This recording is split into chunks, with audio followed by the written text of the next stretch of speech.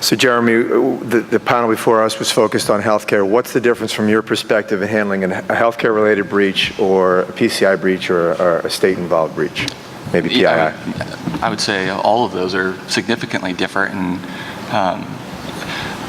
one of the things we always try to do with the healthcare, well, with all clients, but it comes out more in the healthcare clients, is really have them quantify the risks that are involved with the situation that they're in. And if you lost something and your revenue from that client is a couple of dollars, but you have lots of those clients, obviously you don't want to lose them. You want to treat them the right way. But in healthcare, for instance, those clients are way more valuable than other industries because they, over the lifetime, the numbers range, but $100,000, $200,000 is the value of that client. And if they're early on in their care with you and you lose them, it gets really expensive. So trying to figure out how best to respond to them, but you really want to take your time. And the other challenge with the healthcare segment is the demographics are wide ranging, and so you've got other challenges with not only maybe there's a disability you need to take into consideration with how you communicate with them.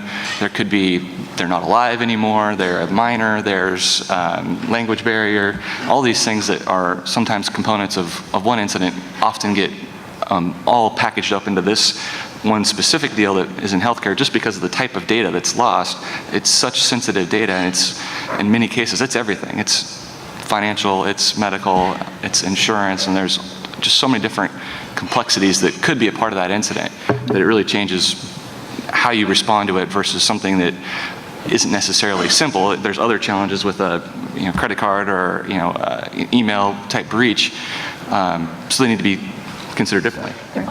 But there's so many compliance issues in healthcare now too. So you might not be as compliant as you would like to be. You have a breach, it's over 500 records, now it's in the media, and so you have this complex breach you need to be responding to, but then you also potentially are inviting in somebody to investigate you multiple times and ask a lot of questions, and your story might not be so good, and so it just continues to compound the incident. If you respond poorly, it's going to get even worse. But you also need to go back to the things you weren't doing and start repairing that, because it's, when they're there asking those tough questions, you want to be able to give them as good of answers as possible.